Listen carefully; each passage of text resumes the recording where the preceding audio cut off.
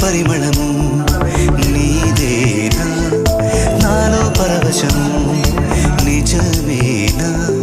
బొండు మల్లిపూ కన్నా తేలికగు నీ సోకు రెండు కళ్ళు మూసుకున్నా లాగు మరి నీ వైపు సొగసును చూసి పాడగాయలా కనులకు మా